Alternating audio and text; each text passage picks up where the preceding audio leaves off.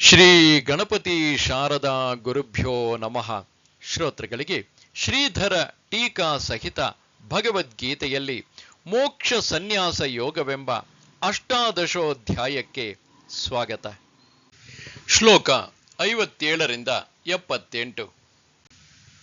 ಅಥ ಅಷ್ಟಾದಶೋಧ್ಯಾಯಃ ಮೋಕ್ಷ ಸನ್ಯಾಸ ಯೋಗಃ. ಭಗವಂತನು ಗೀತೆಯ ಎಲ್ಲ ಉಪದೇಶಗಳನ್ನು ಉಪಸಂಹಾರ ಮಾಡಿದ ನಂತರ ಮುಂದೆ ಹೇಗಿರಬೇಕು ಎಂಬ ಕುರಿತಾಗಿ ಅರ್ಜುನನಿಗೆ ಕೆಲವೊಂದಿಷ್ಟು ಉಪದೇಶಗಳನ್ನು ನೀಡುತ್ತಿರುವನು. ಚೇತಸಾ ಸರ್ವಕರ್ಮಾಣಿ ಮಯಿ ಸನ್ಯಸ್ಯ ಮತ್ಪರಃ ಬುದ್ಧಿಯೋಗಮುಪಾಶ್ರಿತ್ಯ ಮಚ್ಚಿತ್ತಃ ಸತತಂ ಭವ. ಎಲ್ಲ ಕರ್ಮಗಳನ್ನು ಮನಸ್ಸಿನಿಂದ ನನಗೆ ಒಪ್ಪಿಸಿ ನನ್ನನ್ನೇ ಶ್ರೇಷ್ಠ ಗುರಿಯಾಗಿಟ್ಟುಕೊಂಡು ಬುದ್ಧಿಯೋಗವನ್ನು ಆಶ್ರಯಿಸಿ ಯಾವಾಗಲೂ ನನ್ನಲ್ಲಿ ಮನಸ್ಸನ್ನು ನೆಟ್ಟವನಾಗಿ ಇರು. ಮತ್ಪರಃ ಅಹಂ ಏವ ಪರಃ ಯಸ್ಯ ಸಹ, ನಾನೇ ಯಾರಿಗೆ ಪರಮ ಶ್ರೇಷ್ಠವೋ ಅವನು. ಮಚ್ಚಿತ್ತಃ ಮಯಿ ಏವ ಚಿತ್ತಯ್ಯಸ್ಯ, ನನ್ನಲ್ಲಿಯೇ ಯಾರ ಮನಸ್ಸು ಇರುತ್ತದೋ ಅವನು. ಹೀಗೆ ಎಲ್ಲ ಕರ್ಮಗಳನ್ನು ಮನಸ್ಸಿನಿಂದ ನನಗೆ ಒಪ್ಪಿಸಿ ಅರ್ಪಿಸಿ ನನ್ನನ್ನೇ ಶ್ರೇಷ್ಠ ಗುರಿಯಾಗಿ, ಅಂದರೆ ಪಡೆದುಕೊಳ್ಳಬೇಕಾದ ಪುರುಷಾರ್ಥವಾಗಿ ಇಟ್ಟುಕೊಂಡು ಬುದ್ಧಿಯೋಗವನ್ನು ಆಶ್ರಯಿಸಿಕೊಂಡು ಯಾವಾಗಲೂ ಕರ್ಮಗಳನ್ನು ಮಾಡುತ್ತಿರುವಾಗಲೂ ಕೂಡ ಅರ್ಪಣವು ಬ್ರಹ್ಮ, ಹವಿಸ್ಸು ಬ್ರಹ್ಮ ಎಂಬ ಉಪಾಯದ ಮೂಲಕ ನನ್ನಲ್ಲಿಯೇ ಮನಸ್ಸನ್ನು ನೆಟ್ಟವನಾಗಿ ಇರು. ಅದರಿಂದ ಏನಾಗುತ್ತದೆ ಎಂಬುದನ್ನು ಕೇಳು. ಮಚ್ಚಿತ್ತಃ ಸರ್ವದುರ್ಗಾಣಿ ಮತ್ಪ್ರಸಾದಾತ್ ತರಿಷ್ಯಸಿ ಅಥ ಚೇತ್ತ್ವಮಹಂಕಾರಾತ್ ನ ಶ್ರೋಷ್ಯಸಿ ವಿನಂಕ್ಷಸಿ. ನನ್ನಲ್ಲಿ ಮನಸ್ಸನ್ನು ನೆಟ್ಟವನಾಗಿ ನನ್ನ ಅನುಗ್ರಹದಿಂದ ಎಲ್ಲ ಕಷ್ಟಗಳನ್ನು ದಾಟುವೆ. ಆದರೆ ಒಂದು ವೇಳೆ ಅಹಂಕಾರದಿಂದಾಗಿ ನೀನು ಕೇಳದಿದ್ದರೆ ಅಳಿದು ಹೋಗುವೆ. ನನ್ನಲ್ಲಿ ಮನಸ್ಸನ್ನು ನೆಟ್ಟವನಾಗಿ ನನ್ನ ಅನುಗ್ರಹದಿಂದ ಎಲ್ಲ ಕಷ್ಟಗಳನ್ನು ದಾಟಲು ಕಷ್ಟಕರವಾದ ಸಾಂಸಾರಿಕ ದುಃಖಗಳನ್ನೂ ದಾಟುವೆ. ಹಾಗೆ ಮಾಡದಿದ್ದರೆ ಬಂದೊದಗುವ ದೋಷವನ್ನು ಹೇಳುತ್ತಾನೆ. ಆದರೆ ಒಂದು ವೇಳೆ ನೀನೇನಾದರೂ ಅಹಂಕಾರದಿಂದ ನನಗೆ ಎಲ್ಲ ಗೊತ್ತಿದೆ ಎಂಬ ಅಭಿಮಾನದಿಂದ ನಾನು ಹೇಳಿದ ಈ ಮಾತನ್ನು ಕೇಳದಿದ್ದರೆ ಆಗ ಅಳಿದು ಹೋಗುವೆ, ಪುರುಷಾರ್ಥದಿಂದ ಜಾರಿ ಬೀಳುವೆ. ಬೇಕಾದರೆ ನಾನು ಅಳಿದು ಹೋದೇನು, ಆದರೆ ಬಂಧುಗಳನ್ನೇ ಯುದ್ಧ ಮಾಡಲಾರನು ಎನ್ನುವೆಯಾದರೆ ಅದಕ್ಕೆ ಹೇಳುತ್ತಾನೆ.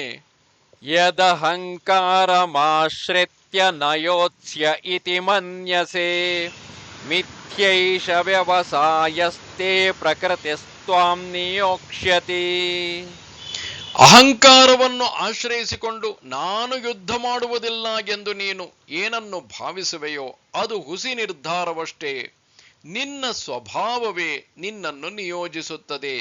ನಾನು ಹೇಳಿದ್ದನ್ನು ತಿರಸ್ಕರಿಸಿ ಬರೀ ಅಹಂಕಾರವನ್ನು ಅವಲಂಬಿಸಿಕೊಂಡು ನಾನು ಯುದ್ಧ ಮಾಡುವುದಿಲ್ಲ ಎಂದು ನೀನು ಏನನ್ನು ಭಾವಿಸುವೆಯೋ, ತೀರ್ಮಾನಿಸುವೆಯೋ ಆ ನಿನ್ನ ನಿರ್ಧಾರವು ಹುಸಿ ಅಷ್ಟೇ. ಏಕೆಂದರೆ ನೀನು ಅಸ್ವತಂತ್ರ. ಅದನ್ನೇ ಹೇಳುತ್ತೇನೆ, ನಿನ್ನ ಸ್ವಭಾವವೇ ರಜೋಗುಣವಾಗಿ ವ್ಯಕ್ತಗೊಂಡು ನಿನ್ನನ್ನು ನಿಯೋಜಿಸುತ್ತದೆ, ಅಂದರೆ ಯುದ್ಧದಲ್ಲಿ ತೊಡಗಿಸುತ್ತದೆ. ಮತ್ತು ಸ್ವಭಾವಜೇನ ಕೌಂತೇಯ ನಿಬದ್ಧಸ್ವೇನ ಕರ್ಮಣ ಕರ್ತುಂ ನೇಚ್ಛಸಿ ಯನ್ಮೋಹಾತ್ ಕರಿಷ್ಯಸ್ಯವಶೋಪಿ ತತ್. ಎಲೈ ಕುಂತಿ ಪುತ್ರನೇ, ಯಾವುದನ್ನು ನೀನು ಮೋಹದಿಂದಾಗಿ ಮರುಳಿನಿಂದಾಗಿ ಮಾಡಲು ಬಯಸುತ್ತಿಲ್ಲವೋ ಅದನ್ನು ನಿನ್ನ ಸ್ವಭಾವದಿಂದ ಹುಟ್ಟಿದ ಸ್ವಕರ್ಮಕ್ಕೆ ಕಟ್ಟುಬಿದ್ದು ನಿನಗೆ ಇಷ್ಟವಿಲ್ಲದಿದ್ದರೂ ಮಾಡುವೆ. ಯಾವುದನ್ನು, ಅಂದರೆ ಯುದ್ಧರೂಪವಾದ ಯಾವ ಕರ್ಮವನ್ನು ನೀನು ಮೋಹದಿಂದಾಗಿ ಮರುಳಿನಿಂದಾಗಿ ಮಾಡಲು ಬಯಸುತ್ತಿಲ್ಲವೋ ಅದನ್ನು ನಿನ್ನ ಸ್ವಭಾವದಿಂದ, ಅಂದರೆ ಕ್ಷತ್ರಿಯತ್ವಕ್ಕೆ ಕಾರಣವಾದ ಹಿಂದಿನ ಜನ್ಮಗಳ ಸಂಸ್ಕಾರಗಳೇ ಸ್ವಭಾವ, ಅದರಿಂದ ಹುಟ್ಟಿದ ಸ್ವಕರ್ಮಕ್ಕೆ ಹಿಂದೆ ಹೇಳಿದ ಇದೇ ಅಧ್ಯಾಯದ 43ನೇ ಶ್ಲೋಕದಲ್ಲಿ ಹೇಳಿದ ಶೌರ್ಯ ಮುಂತಾದವಕ್ಕೆ ಕಟ್ಟು ಬಿದ್ದು ಸಿಕ್ಕಿ ಹಾಕಿಕೊಂಡು ನಿನಗಿಷ್ಟವಿಲ್ಲದಿದ್ದರೂ ಮಾಡಿಯೇ ತೀರುವೆ. ಹೀಗೆ 2 ಶ್ಲೋಕಗಳಲ್ಲಿ ಸಾಂಖ್ಯರೇ ಮೊದಲಾದವರ ಮತಕ್ಕೆ ಅನುಸಾರವಾಗಿ ಜೀವಿಗಳು ಪ್ರಕೃತಿಗೂ ಕರ್ಮಕ್ಕೂ ಅಧೀನವಾಗಿರುವುದನ್ನು ಹೇಳಿದ್ದಾಯಿತು. ಈಗ ತನ್ನ ಮತವನ್ನು ಭಗವಂತ ಹೇಳುತ್ತಾನೆ. ಈಶ್ವರ ಸರ್ವಭೂತಾನಾಂ ಹೃದ್ದೇಶೇರ್ಜುನ ತಿಷ್ಠತೆ ಭ್ರಾಮಯನ್ ಸರ್ವಭೂತಾನಿ ಯಂತ್ರರೂಢಾನಿ ಮಾಯಯಾ. ಹೇ ಅರ್ಜುನ, ಈಶ್ವರನು ವಿಶ್ವದ ಒಡೆಯನಾದ ಭಗವಂತನು ಎಲ್ಲ ಜೀವಿಗಳನ್ನು ಅವು ಯಂತ್ರದ ಮೇಲಿವೆಯೋ ಎಂಬಂತೆ ತಿರುಗಿಸುತ್ತಾ ಸಕಲ ಜೀವಿಗಳ ಹೃದಯದಲ್ಲಿ ನೆಲೆಸಿದ್ದಾನೆ. ಎಲ್ಲ ಜೀವಿಗಳ ಹೃದಯದ ಮಧ್ಯದಲ್ಲಿ ಈಶ್ವರನು ಅಂತರ್ಯಾಮಿಯಾದ ಭಗವಂತನು ನೆಲೆಸಿದ್ದಾನೆ. ಏನನ್ನು ಮಾಡುತ್ತಾ ನೆಲೆಸಿದ್ದಾನೆ?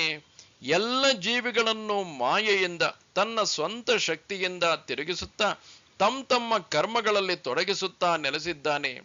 ಭಗವಂತನು ಜೀವಿಗಳನ್ನು ಮಾಯೆಯಿಂದ ಹೇಗೆ ತಿರುಗಿಸುತ್ತಾನೆ ಎಂದರೆ, ಈ ಲೋಕದಲ್ಲಿ ಸೂತ್ರಧಾರನು ಮರದ ಯಂತ್ರದ ಮೇಲೆ ಕೃತ್ರಿಮವಾದ ಬೊಂಬೆಗಳನ್ನಿಟ್ಟು ಹೇಗೆ ತಿರುಗಿಸುವನೋ ಹಾಗೆ ಎಂದರ್ಥ.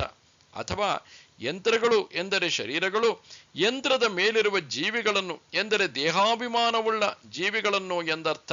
ಶ್ವೇತಾಶ್ವತರದ ಮಂತ್ರ ಹೇಳುವಂತೆ ಆ ಭಗವಂತನು ಅದ್ವಿತೀಯನಾದ ದೇವನು ಎಲ್ಲ ಜೀವಿಗಳಲ್ಲೂ ಹುದುಗಿದ್ದಾನೆ, ಸರ್ವವ್ಯಾಪಿಯಾಗಿದ್ದಾನೆ, ಸಕಲ ಜೀವಿಗಳ ಅಂತರಾತ್ಮನಾಗಿದ್ದಾನೆ. ಅವನು ಕರ್ಮಗಳ ಅಧ್ಯಕ್ಷ. ಎಲ್ಲ ಜೀವಿಗಳು ಅವನಲ್ಲಿ ವಾಸಿಸುತ್ತವೆ. ಅವನು ಸಾಕ್ಷಿ, ಶುದ್ಧ ಚೈತನ್ಯ ಮತ್ತು ನಿರ್ಗುಣ ತ್ರಿಗುಣಗಳ ಸೋಂಕು ಇಲ್ಲದವನು ಮತ್ತು ಅಂತರ್ಯಾಮಿಯು ಕುರಿತಾದ ಪ್ರಕರಣವು ಹೇಳುವಂತೆ, ಯಾರು ಜೀವಿಯ ಒಳಗೆ ಇದ್ದುಕೊಂಡು ಜೀವಿಯನ್ನು ಒಳಗಿನಿಂದ ನಿಯಂತ್ರಿಸುವನೋ, ಯಾರನ್ನು ಜೀವಿಯು ಅರಿಯುವುದಿಲ್ಲವೋ, ಯಾರಿಗೆ ಜೀವಿಯೇ ಶರೀರವೋ, ಇವನೇ ನಿನ್ನ ಅಂತರ್ಯಾಮಿಯು, ನಿನ್ನ ಅಮೃತನಾದ ಆತ್ಮನು ಇತ್ಯಾದಿ. ತಮೇವ ಶರಣಂ ಗಚ್ಚ ಸರ್ವಭಾವೇನ ಭಾರತ ತತ್ಪ್ರಸಾದಾತ್ ಪರಾಂ ಶಾಂತಿಂ ಸ್ಥಾನಂ ಪ್ರಾಪ್ಸ್ಯಸಿ ಶಾಶ್ವತಂ. ಎಲೆ ಭರತ ಕುಲದಲ್ಲಿ ಹುಟ್ಟಿದವನೇ ಅರ್ಜುನ, ಸಂಪೂರ್ಣ ಹೃದಯದಿಂದ ಅವನಲ್ಲೇ ಶರಣಾಗು. ಅವನ ಅನುಗ್ರಹದಿಂದ ನೀನು ಪರಮಶಾಂತಿಯನ್ನು, ಶಾಶ್ವತವಾದ ನೆಲೆಯನ್ನು ಹೊಂದುವೆ. ಹೀಗೆ ಎಲ್ಲ ಜೀವಿಗಳು ಪರಮೇಶ್ವರನಿಗೆ ಅಂದರೆ ಸರ್ವಶ್ರೇಷ್ಠ ಪ್ರಭುವಾದ ಭಗವಂತನಿಗೆ ಅಧೀನವಾಗಿರುವುದರಿಂದ ಅಹಂಕಾರವನ್ನು ಬಿಟ್ಟು ಸಂಪೂರ್ಣ ಹೃದಯದಿಂದ ಇಡೀ ಅಂತರಂಗದಿಂದ ಅವನಲ್ಲೇ ಅಂದರೆ ಆ ಒಡೆಯನಲ್ಲೇ ಶರಣಾಗು. ಬಳಿಕ ಅವನ ಅನುಗ್ರಹದಿಂದಲೇ ನೀನು ಪರಮಶಾಂತಿಯನ್ನು, ಅತ್ಯುತ್ಕೃಷ್ಟವಾದ ಸಮಾಧಾನವನ್ನು ಮತ್ತು ಶಾಶ್ವತವಾದ ನಿತ್ಯವಾದ ಪರಮೇಶ್ವರನ ನೆಲೆಯನ್ನು ಹೊಂದುವೆ. ಹೀಗೆ ಇಡೀ ಗೀತೆಯ ಬೋಧನೆಯನ್ನು ಮುಗಿಸುತ್ತಾ ಭಗವಂತನು ಹೇಳುತ್ತಾನೆ. ಇತಿ ತೇ ಜ್ಞಾನಮಾಖ್ಯಾತಂ ಗುಹ್ಯಾತ್ ಗುಹ್ಯತರಂ ಮಯಾ ವಿಮೃಶ್ಯೇತದಶೇಷೇಣ ಯಥೇಚ್ಛಸಿ ತಥಾ ಕುರು.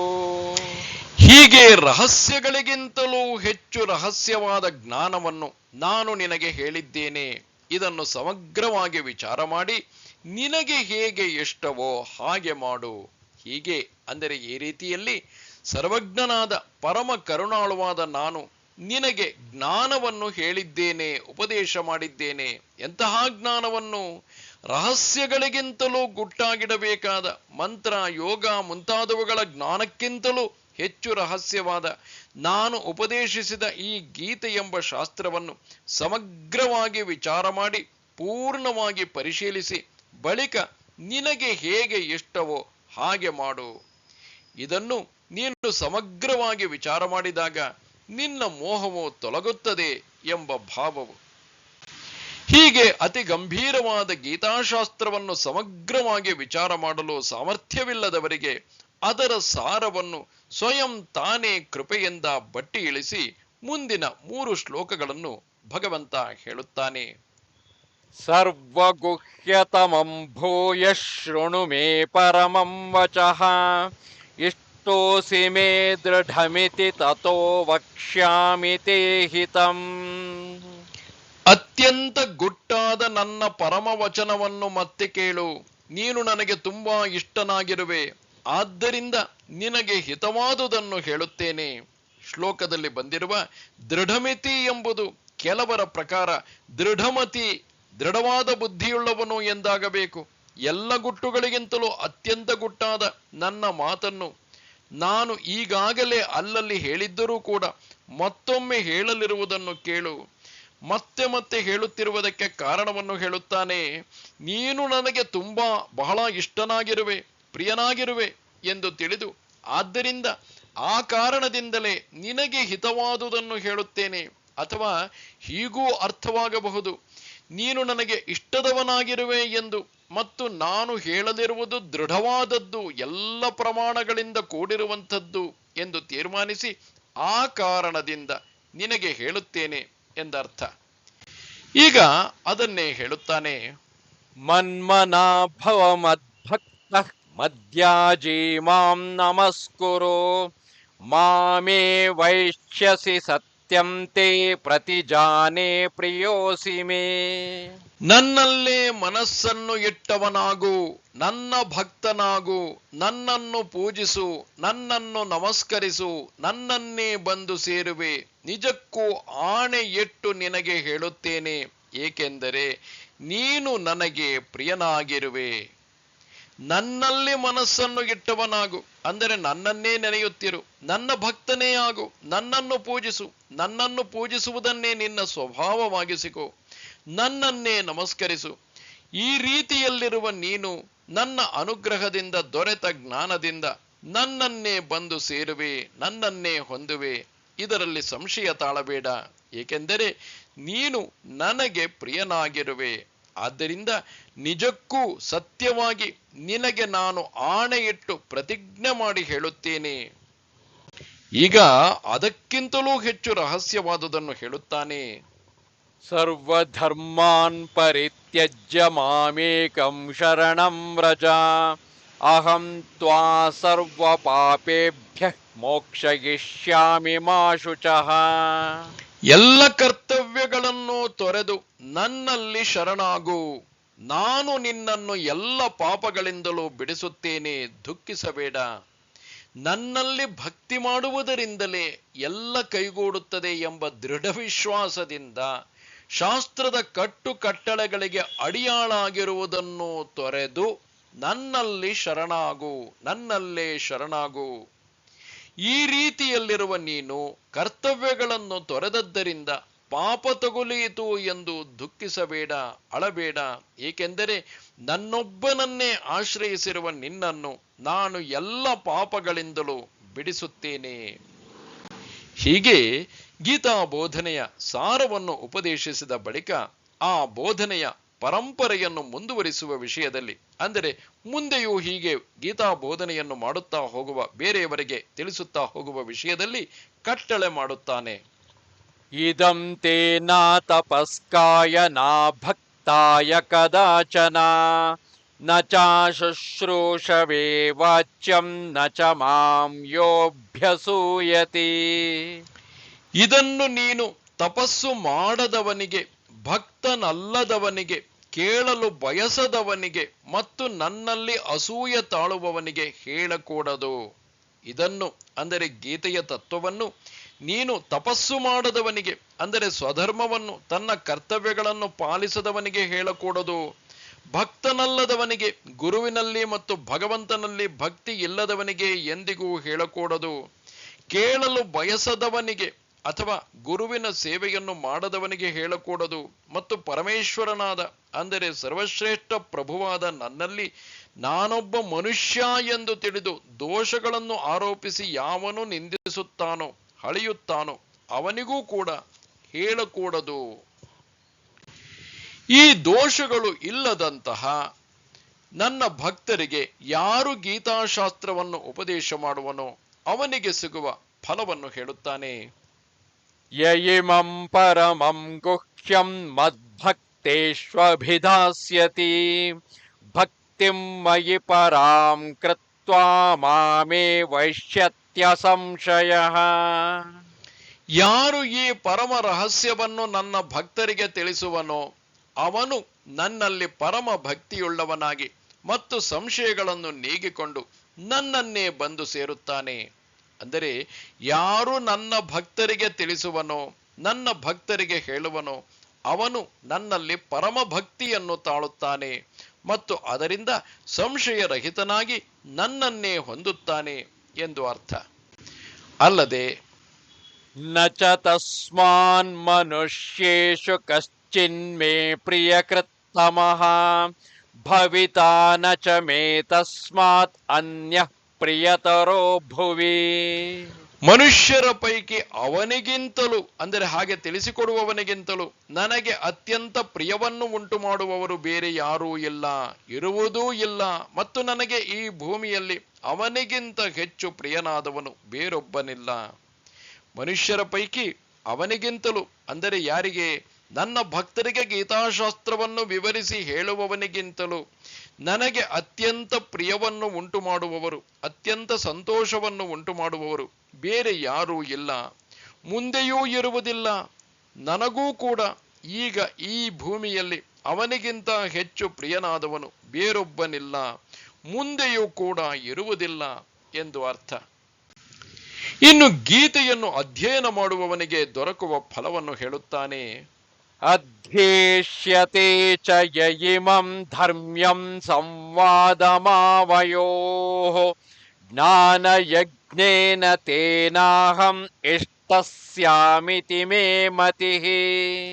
ಮತ್ತು ಯಾರು ನಮ್ಮಿಬ್ಬರ ನಡುವಣ ಈ ಧರ್ಮದಿಂದ ಕೂಡಿದ ಸಂಭಾಷಣೆಯನ್ನು ಅಧ್ಯಯನ ಮಾಡುವನೋ ಅವನು ಜ್ಞಾನಯಜ್ಞದ ಮೂಲಕ ನನ್ನನ್ನು ಪೂಜಿಸಿದ್ದಾನೆ ಎಂದು ನಾನು ತಿಳಿಯುತ್ತೇನೆ. ಧರ್ಮ್ಯಂ ಧರ್ಮಾದನಪೇತಂ, ಧರ್ಮರಹಿತವಲ್ಲದ್ದು, ಅಂದರೆ ಧರ್ಮದಿಂದ ಕೂಡಿದ್ದು ಎಂದು ಅರ್ಥ. ಯಾರು ನಮ್ಮಿಬ್ಬರ, ಅಂದರೆ ಕೃಷ್ಣಾರ್ಜುನರ ಈ ಧರ್ಮದಿಂದ ಕೂಡಿದ ಸಂಭಾಷಣೆಯನ್ನು ಅಧ್ಯಯನ ಮಾಡುವನೋ, ಜಪ ಮಾಡಿದಂತೆ ಮತ್ತೆ ಮತ್ತೆ ಓದುವನೋ, ಆ ವ್ಯಕ್ತಿಯು ಎಲ್ಲ ಯಜ್ಞಗಳಿಗಿಂತಲೂ ಶ್ರೇಷ್ಠವಾದ ಜ್ಞಾನಯಜ್ಞದಿಂದ ನನ್ನನ್ನು ಪೂಜಿಸಿದ್ದಾನೆ ಎಂದು ನಾನು ತಿಳಿಯುತ್ತೇನೆ. ಅವನು ಗೀತೆಯ ಅರ್ಥವನ್ನು ಅರಿಯದೆ ಕೇವಲ ಓದಿದರೂ ಕೂಡ ಅದನ್ನು ಕೇಳುತ್ತಿರುವ ನನಗೆ ಇವನು ನನ್ನನ್ನೇ ಹೊರಗಿಡಹುತ್ತಿದ್ದಾನೆ, ಎಂದರೆ ನನ್ನ ಕುರಿತಾಗಿಯೇ ಹೇಳುತ್ತಿದ್ದಾನೆ ಎಂದು ತಿಳಿಯುತ್ತದೆ. ಈ ಲೋಕದಲ್ಲಿ ಯಾರಾದರೂ ಯಾವಾಗಲಾದರೂ ಯಾರನ್ನಾದರೂ ಹೆಸರು ಹಿಡಿದು ಕರೆದಾಗ ಆ ವ್ಯಕ್ತಿಯು ಇವನು ನನ್ನನ್ನೇ ಕರೆಯುತ್ತಿದ್ದಾನೆ ಎಂದು ಅರಿತು ಹೇಗೆ ಅವನ ಬಳಿಗೆ ಬರುತ್ತೇನೆಯೋ ಹಾಗೆ, ಅಂದರೆ ಒಬ್ಬ ವ್ಯಕ್ತಿ ಮತ್ತೊಬ್ಬ ವ್ಯಕ್ತಿಯ ಹೆಸರನ್ನು ಹಿಡಿದು ಕರೆದಾಗ ಹೇಗೆ ಇವನು ನನ್ನನ್ನೇ ಕರೆಯುತ್ತಿದ್ದಾನೆ ಎಂದು ಆ ವ್ಯಕ್ತಿ ಅವನ ಬಳಿಗೆ ಬರುತ್ತಾನೋ ಹಾಗೆ ನಾನೂ ಕೂಡ ನನ್ನನ್ನು ಕರೆಯುತ್ತಿರುವ ಅವನ ಹತ್ತಿರಕ್ಕೆ ಬರುತ್ತೇನೆ. ಆದ್ದರಿಂದಲೇ ಅಜಾಮಿಳ, ಕ್ಷತ್ರಬಂಧು ಮುಂತಾದವರು ನನ್ನ ನಾಮವನ್ನು ಹೇಗೋ ಉಸುರಿದ ಮಾತ್ರದಿಂದಲೇ ನಾನು ಪ್ರಸನ್ನನಾಗಿದ್ದೇನೆ. ಹಾಗೆಯೇ ಇವನ ವಿಷಯದಲ್ಲೂ, ಗೀತೆಯನ್ನು ಅರ್ಥವರಿಯದೆ ಓದುವವನ ವಿಷಯದಲ್ಲೂ ಪ್ರಸನ್ನನಾಗುತ್ತೇನೆ ಎಂದು ಅರ್ಥ. ಈಗ ಗೀತೆಯನ್ನು ಬೇರೆಯವರು ಓದುತ್ತಿರುವಾಗ ಅದನ್ನು ಯಾರು ಕೇಳುವನೋ ಅಂಥವನಿಗೂ ದೊರಕುವ ಫಲವನ್ನು ಹೇಳುತ್ತಾನೆ.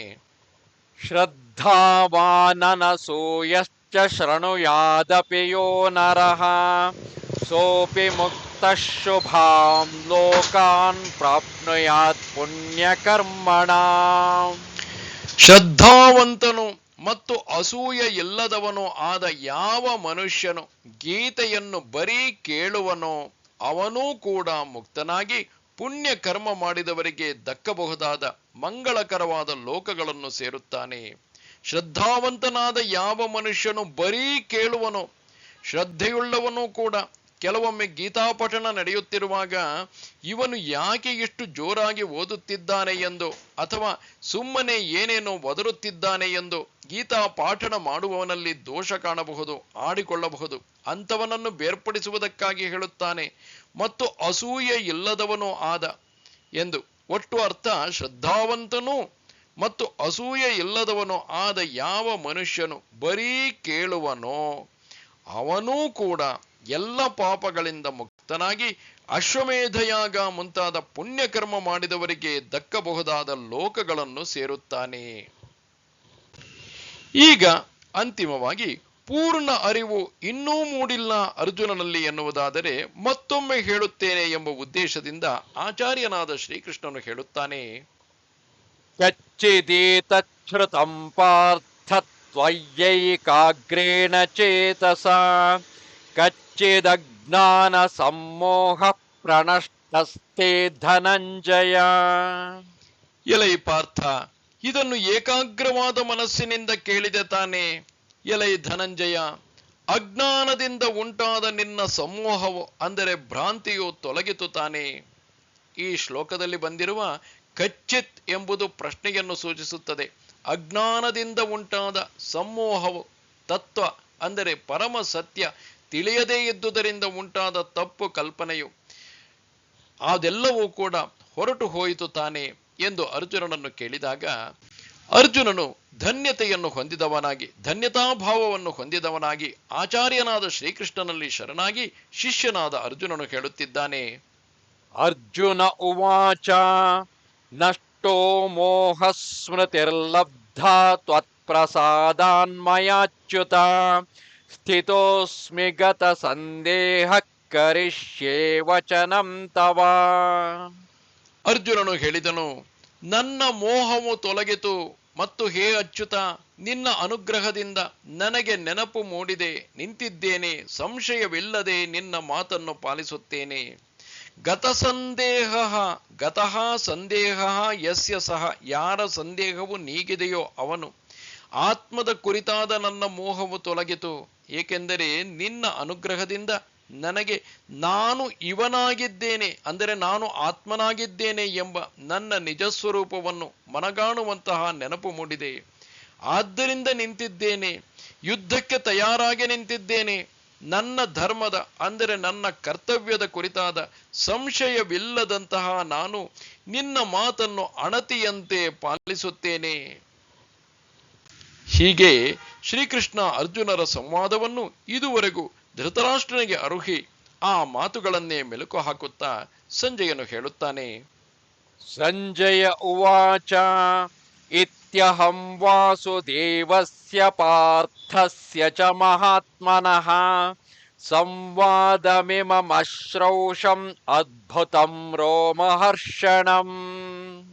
ಸಂಜಯನು ಹೇಳಿದನು, ಹೀಗೆ ನಾನು ವಾಸುದೇವನ ಅಂದರೆ ಶ್ರೀಕೃಷ್ಣನ ಮತ್ತು ಮಹಾತ್ಮನಾದ ಪಾರ್ಥನ ಈ ಅದ್ಭುತವಾದ ಮೈನವಿರೆಬ್ಬಿಸುವ ಸಂವಾದವನ್ನು ಕೇಳಿದೆನು. ಮೈನವಿರೆಬ್ಬಿಸುವ ಅಂದರೆ ಪುಳಕ ಉಂಟು ಮಾಡುವ ಸಂವಾದವನ್ನು ಕೇಳಿದೆನು, ನಾನು ಕೇಳಿಸಿಕೊಂಡೆನು. ನಾನು ಅದನ್ನು ಕೇಳಲಾದರೂ ಹೇಗೆ ಸಾಧ್ಯವಾಯಿತು ಎಂಬುದನ್ನು ಸಂಜಯ ಹೇಳುತ್ತಿದ್ದಾನೆ. ವ್ಯಾಸ ಪ್ರಸಾದಾಚ್ಛ್ರುತವಾನ್ ಇಮಂ ಗುಹ್ಯತಮಂ ಪರಂ ಯೋಗಂ ಯೋಗೇಶ್ವರಾತ್ ಕೃಷ್ಣಾತ್ ಸಾಕ್ಷಾತ್ ಕಥಯತ ಸ್ವಯಂ. ವ್ಯಾಸನ ಅನುಗ್ರಹದಿಂದ ಈ ಅತ್ಯುತ್ತಮವಾದ ರಹಸ್ಯವಾದ ಯೋಗವನ್ನು ಯೋಗೇಶ್ವರನಾದ ಕೃಷ್ಣನು ಸ್ವತಃ ತಾನೇ ಸಾಕ್ಷಾತ್ತಾಗಿ ಹೇಳುತ್ತಿರುವಾಗಲೇ ನಾನು ಕೇಳಿದೆನು. ಭಗವಂತನಾದ ವ್ಯಾಸನು ನನಗೆ ದಿವ್ಯವಾದ ಕಣ್ಣು, ಕಿವಿ ಮುಂತಾದವನ್ನು ನೀಡಿದನು. ಆದ್ದರಿಂದ ವ್ಯಾಸನ ಅನುಗ್ರಹದಿಂದ ನಾನು ಇದನ್ನು ಕೇಳಿದೆನು. ನೀನು ಕೇಳಿಸಿಕೊಂಡಿದ್ದು ಏನದು ಎಂದರೆ ಅದಕ್ಕೆ ಹೇಳುತ್ತಾನೆ, ಅದು ಅತ್ಯುತ್ತಮವಾದ ಯೋಗವು. ಅದು ಯಾಕೆ ಅತ್ಯುತ್ತಮವಾದದ್ದು ಎಂಬುದನ್ನು ಮತ್ತೆ ಬಿಡಿಸಿ ತೋರಿಸುತ್ತಾನೆ. ಯೋಗೇಶ್ವರನಾದ ಅಂದರೆ ಸಕಲ ಯೋಗಗಳ ಒಡೆಯನಾದ ಶ್ರೀಕೃಷ್ಣನು ಸ್ವತಃ ತಾನೇ ಸಾಕ್ಷಾತ್ತಾಗಿ ಹೇಳುತ್ತಿರುವಾಗ ನಾನು ಕೇಳಿದೆನು. ಮತ್ತು ರಾಜನ್ ಸಂಸ್ಮೃತ್ಯ ಸಂಸ್ಮೃತ್ಯ ಸಂವಾದಮಿಮಮದ್ಭುತಂ ಕೇಶವಾರ್ಜುನಯೋಃ ಪುಣ್ಯಂ ಹೃಷ್ಯಾಮಿ ಚ ಮುಹುರ್ಮುಹುಃ. ಹೇ ರಾಜನ್ ಧೃತರಾಷ್ಟ್ರ, ಕೇಶವ ಅರ್ಜುನರ ನಡುವೆ ನಡೆದ ಈ ಅದ್ಭುತವಾದ ಪವಿತ್ರವಾದ ಸಂವಾದವನ್ನು ನೆನೆದು ಮತ್ತೆ ಮತ್ತೆ ಹರ್ಷಪಡುತ್ತಿದ್ದೇನೆ ಎಂದರೆ ಪುಳಕಿತನಾಗಿದ್ದೇನೆ ಅಥವಾ ಆನಂದಿಸುತ್ತಿದ್ದೇನೆ ಎಂದು ಅರ್ಥ. ಅಲ್ಲದೆ ತಚ್ಚ ಸಂಸ್ಮೃತ್ಯ ಸಂಸ್ಮೃತ್ಯ ರೂಪಮತ್ಯದ್ಭುತಂ ಹರೇಃ ವಿಸ್ಮಯೋ ಮೇ ಮಹಾನ್ ರಾಜಾನ್ ಹೃಷ್ಯಾಮಿ ಚ ಪುನಃ ಪುನಃ. ಎಲೈ ರಾಜನೇ, ಹರಿಯ ಆ ಅದ್ಭುತವಾದ ರೂಪವನ್ನು ನೆನೆದು ನನ್ನ ಅಚ್ಚರಿಗೆ ಕೊನೆಯಿಲ್ಲದಾಗಿದೆ ಮತ್ತು ಮತ್ತೆ ಮತ್ತೆ ಹರ್ಷಪಡುತ್ತಿದ್ದೇನೆ. ಆ ಅದ್ಭುತವಾದ ಎಂಬಲ್ಲಿ ಆ ಎಂಬುದು ವಿಶ್ವರೂಪವನ್ನು ಸೂಚಿಸುತ್ತದೆ. ಆ ವಿಶ್ವರೂಪವನ್ನು ನೋಡಿ ಸಂಜಯನಿಗೆ ಆದಂತಹ ಪರಮಹರ್ಷವನ್ನು ಹೇಳಿಕೊಳ್ಳುತ್ತಿದ್ದಾನೆ. ಆದ್ದರಿಂದ ನೀನು ನಿನ್ನ ಮಕ್ಕಳಿಗೆ ರಾಜ್ಯ ಇತ್ಯಾದಿ ಸಿಕ್ಕೀತು ಎಂಬ ನಿರೀಕ್ಷೆಯನ್ನು ಬಿಟ್ಟು ಬಿಡು ಎಂಬ ಒಂದು ಅಭಿಪ್ರಾಯದಲ್ಲಿ ಸಂಜಯನು ಧೃತರಾಷ್ಟ್ರನಿಗೆ ಹೇಳುತ್ತಿರುವನು. ಆದ್ದರಿಂದ ನೀನು ನಿನ್ನ ಮಕ್ಕಳಿಗೆ ರಾಜ್ಯ ಇತ್ಯಾದಿ ಸಿಕ್ಕೀತು ಎಂಬ ನಿರೀಕ್ಷೆಯನ್ನು ಬಿಟ್ಟು ಬಿಡು ಎಂಬ ಅಭಿಪ್ರಾಯದಿಂದ ಹೇಳುತ್ತಾನೆ. ಯತ್ರ ಯೋಗೇಶ್ವರ ಕೃಷ್ಣ ಯತ್ರ ಪಾರ್ಥೋ ಧನುರ್ಧರಃ ತತ್ರ ಶ್ರೀರ್ವಿಜಯೋ ಭೂತಿ ಧ್ರುವ ನೀತಿರ್ಮತಿರ್ಮಮ. ಎಲ್ಲಿ ಯೋಗೇಶ್ವರನಾದ ಕೃಷ್ಣನಿರುವನೋ, ಎಲ್ಲಿ ಧನುರ್ಧಾರಿಯಾದ ಪಾರ್ಥನಿರುವನೋ, ಅಲ್ಲಿ ಖಂಡಿತವಾಗಿ ಶ್ರೀ, ವಿಜಯ, ಸಮೃದ್ಧಿ ಮತ್ತು ನೀತಿ ಇರುತ್ತದೆ ಎಂಬುದು ನನ್ನ ನಿಲುವು. ಈ ರೀತಿಯಾಗಿ ಸಂಜಯನು ಧೃತರಾಷ್ಟ್ರನಲ್ಲಿ ಹೇಳುತ್ತಿರುವನು. ಎಲ್ಲಿ ಅಂದರೆ ಯಾವ ಪಾಂಡವರ ಪಕ್ಷದಲ್ಲಿ ಯೋಗೇಶ್ವರನಾದ ಕೃಷ್ಣನಿರುವನೋ ಮತ್ತು ಎಲ್ಲಿ ಗಾಂಧೀವ ಧನುರ್ಧಾರಿಯಾದ ಪಾರ್ಥನಿರುವನೋ ಅಲ್ಲೇ ಖಂಡಿತವಾಗಿ ನಿಶ್ಚಯವಾಗಿ ಶ್ರೀ, ರಾಜ್ಯಲಕ್ಷ್ಮಿ, ಅಲ್ಲೇ ವಿಜಯ, ಅಲ್ಲೇ ಸಮೃದ್ಧಿ, ಉತ್ತರೋತ್ತರ ಅಭಿವೃದ್ಧಿ ಎಂದರೆ ಐಶ್ವರ್ಯ, ನಲ್ಮೆ ಇತ್ಯಾದಿಗಳು ಇನ್ನಷ್ಟು ಮತ್ತಷ್ಟು ಹೆಚ್ಚುತ್ತಲೇ ಇರುವುದು ಮತ್ತು ಅಲ್ಲೇ ನೀತಿ, ರಾಜನೀತಿಯೂ ಕೂಡ ಇರುತ್ತದೆ ಎಂಬುದು ನನ್ನ ನಿಲುವು, ತೀರ್ಮಾನ ಖಂಡಿತವಾಗಿ ಎಂಬುದನ್ನು ಎಲ್ಲದಕ್ಕೂ ಸೇರಿಸಿಕೊಳ್ಳಬೇಕು. ಆದ್ದರಿಂದ ಈಗಲಾದರೂ ಕೂಡ ನೀನು ನಿನ್ನ ಮಕ್ಕಳೊಂದಿಗೆ ಶ್ರೀಕೃಷ್ಣನಲ್ಲಿ ಶರಣಾಗಿ ಪಾಂಡವರನ್ನು ಪ್ರಸನ್ನಗೊಳಿಸಿ ಎಲ್ಲವನ್ನು ಅವರಿಗೆ ಒಪ್ಪಿಸಿ ನಿನ್ನ ಪುತ್ರರ ಪ್ರಾಣಗಳನ್ನು ಕಾಪಾಡಿಕೋ ಎಂಬ ಭಾವ. ಭಗವಂತನಲ್ಲಿ ಭಕ್ತಿಯುಳ್ಳವನು ಅವನ ಅನುಗ್ರಹದಿಂದ ದೊರೆತ ಆತ್ಮಜ್ಞಾನದ ಮೂಲಕ ಸುಲಭವಾಗಿ ಬಂಧನದಿಂದ ಮುಕ್ತನಾಗುವನು ಎಂಬುದು ಗೀತಾ ಬೋಧನೆಯ ಸಾರ. ಎಲೈ ಪಾರ್ಥ, ಆ ಪರಮ ಪುರುಷನು ಅನನ್ಯ ಭಕ್ತಿಯಿಂದ ದೊರೆಯುವನು 8ನೇ ಅಧ್ಯಾಯದಲ್ಲಿ ಹೇಳಿದಂತೆ. ಆದರೆ ಎಲೈ ಅರ್ಜುನ, ಈ ತೆರನಾದ ನನ್ನನ್ನು ಅನನ್ಯ ಭಕ್ತಿಯಿಂದ ಅರಿಯಲು ಸಾಧ್ಯ ಎಂದು 11ನೇ ಅಧ್ಯಾಯದಲ್ಲಿ ಹೇಳಿದಂತೆ ಮುಂತಾದ ವಾಕ್ಯಗಳಲ್ಲಿ ಭಗವದ್ಭಕ್ತಿಯೇ ಮೋಕ್ಷಕ್ಕೆ ಅತ್ಯುತ್ತಮವಾದ ಸಾಧನ ಎಂದು ಹೇಳಲಾಗಿದೆ. ಜ್ಞಾನವು ಭಗವಂತನ ಅನುಗ್ರಹದಿಂದ ಉದಿಸುತ್ತದೆ ಮತ್ತು ಸಾಧನಾ ಮಾರ್ಗದಲ್ಲಿ ಅದು ನಡುವೆ ನಡೆಯುವ ಒಂದು ಪ್ರಕ್ರಿಯೆ ಮಾತ್ರ ಅಷ್ಟೇ. ಆದ್ದರಿಂದ ಈ ಜ್ಞಾನದ ಒಡಗೂಡಿದ ಒಮ್ಮುಖದಿಂದ ಭಕ್ತಿಯೇ ಮೋಕ್ಷಕ್ಕೆ ಸಾಧನ ಎಂಬುದು ಸ್ಪಷ್ಟವಾಗಿ ತೋರಿಬರುತ್ತದೆ. ಅಲ್ಲದೆ ಜ್ಞಾನವು ಭಕ್ತಿ ಮಾರ್ಗದಲ್ಲಿ ಒಂದು ನಡುವಣ ಪ್ರಕ್ರಿಯೆ ಮಾತ್ರ ಎನ್ನುವುದೇ ವಿಚಾರ ಸಮ್ಮತವಾದದ್ದು. ಏಕೆಂದರೆ ಯಾವಾಗಲೂ ನನ್ನಲ್ಲೇ ಮನಸ್ಸನ್ನಿಟ್ಟವರು, ಪ್ರೀತಿಪೂರ್ವಕವಾಗಿ ನನ್ನನ್ನೇ ಭಜಿಸುತ್ತಿರುವವರು ಆದ ಅವರಿಗೆ ನಾನು ಬುದ್ಧಿಯೋಗವನ್ನು ಕರುಣಿಸುತ್ತೇನೆ. ಅದರ ಮೂಲಕ ಅವರು ನನ್ನನ್ನೇ ಹೊಂದುತ್ತಾರೆ ಎಂದು 10ನೇ ಅಧ್ಯಾಯದಲ್ಲಿ ಹೇಳಿದಂತೆ, ನನ್ನ ಭಕ್ತನು ಇದನ್ನು ಅರಿತುಕೊಂಡು ನನ್ನ ಭಾವವನ್ನು ಹೊಂದುತ್ತಾನೆ ಎಂದು 13ನೇ ಅಧ್ಯಾಯದಲ್ಲಿ ಹೇಳಿದಂತೆ ಮುಂತಾದ ಮಾತುಗಳಲ್ಲಿ ಅದನ್ನೇ ಅಂದರೆ ಜ್ಞಾನವು ಒಂದು ನಡುವಣ ಹಂತ ಮಾತ್ರ ಎಂಬುದನ್ನೇ ಹೇಳಲಾಗಿದೆ. ಮತ್ತು ತತ್ವಜ್ಞಾನವೇ ಭಕ್ತಿ ಎಂದು ಹೇಳುವುದು ಸರಿಯಲ್ಲ. ಏಕೆಂದರೆ ಎಲ್ಲ ಜೀವಿಗಳ ವಿಷಯದಲ್ಲೂ ಸಮವಾಗಿರುವವನು ನನ್ನಲ್ಲಿ ಪರಾಭಕ್ತಿಯನ್ನು ಹೊಂದುತ್ತಾನೆ ಎಂದು 18ನೇ ಅಧ್ಯಾಯದ 54ನೇ ಶ್ಲೋಕದಲ್ಲಿ ಹೇಳಿದಂತೆ, ಭಕ್ತಿಯಿಂದ ನನ್ನನ್ನು ತತ್ವತಃ ಅರಿತುಕೊಳ್ಳುತ್ತಾನೆ. ನಾನು ಯಾರು ಮತ್ತು ಎಷ್ಟರವನು ಎಂಬುದನ್ನು ಅರಿತುಕೊಳ್ಳುತ್ತಾನೆ ಎಂದು ಅದೇ ಅಧ್ಯಾಯದ 55ನೇ ಶ್ಲೋಕದಲ್ಲಿ ಹೇಳಿದಂತೆ ಮುಂತಾದ ನುಡಿಗಳಲ್ಲಿ ಅವೆರಡನ್ನು ಅಂದರೆ ಜ್ಞಾನ ಭಕ್ತಿಗಳೆರಡನ್ನು ಬೇರೆ ಬೇರೆಯಾಗಿಯೇ ತಿಳಿಸಲಾಗಿದೆ. ಮತ್ತು ಇದರಿಂದಾಗಿ ಅವನನ್ನು ಅರಿಯುವುದರಿಂದ ಮಾತ್ರವೇ ಮೃತ್ಯುವನ್ನು ದಾಟಿ ಹೋಗುತ್ತಾನೆ. ಮೃತ್ಯುವನ್ನು ಮೀರಲು ಬೇರೆ ದಾರಿಯಿಲ್ಲ ಮುಂತಾದ ಶ್ರುತಿವಾಕ್ಯಗಳಿಗೆ ವಿರೋಧ ಉಂಟಾಯಿತಲ್ಲ ಎಂದು ಭಾವಿಸಬಾರದು. ಏಕೆಂದರೆ ಜ್ಞಾನವು ಭಕ್ತಿ ಮಾರ್ಗದ ನಡುವಣ ಒಂದು ಪ್ರಕ್ರಿಯೆಯೇ ಆಗಿದೆ. ಸೌದೆಯಿಂದ ಅಡಿಗೆ ಮಾಡುತ್ತಾನೆ ಎಂದರೆ ಬೆಂಕಿಯಿಂದ ಅಲ್ಲ ಎಂದರ್ಥವೇ? ಅಲ್ಲದೆ ಹೀಗೆ ಅರ್ಥ ಮಾಡಿದಾಗ ಮಾತ್ರವೇ ಶ್ರುತಿ ಸ್ಮೃತಿ ಪುರಾಣಗಳ ನುಡಿಗಳು ಸರಿಹೊಂದುತ್ತವೆ. ಯಾರಿಗೆ ಭಗವಂತನಲ್ಲಿ ಪರಾಭಕ್ತಿ ಇರುವುದೋ, ಭಗವಂತನಲ್ಲಿ ಇರುವಂತೆ ಗುರುವಿನಲ್ಲೂ ಪರಾಭಕ್ತಿ ಇರುವುದು, ಅಂತಹ ಮಹಾತ್ಮನಿಗೆ ಈ ಬೋಧನೆಗಳು ಬೆಳಗುತ್ತವೆ, ಅರ್ಥವಾಗುತ್ತವೆ. ಮರಣಕಾಲದಲ್ಲಿ ಭಗವಂತನು ತಾರಕವಾದ ಪರಬ್ರಹ್ಮದ ಕುರಿತಾಗಿ ಬೋಧಿಸುತ್ತಾನೆ.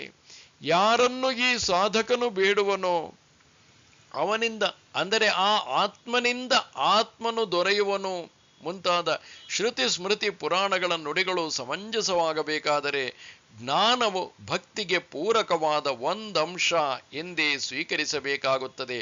ಆದ್ದರಿಂದ ಭಗವದ್ಭಕ್ತಿಯೇ ಮುಕ್ತಿಗೆ ಕಾರಣ ಎಂಬುದು ಸಿದ್ಧವಾಗಿತು. ತೇನೈವ ದತ್ತಯಾಮತ್ಯ ತದ್ಗೀತಾ ವಿವೃತಿ ಕೃತ ಸಯೇವ ಪರಮಾನಂದಸ್ತಯಾ ಪ್ರೀಣಾತು ಮಾಧವ.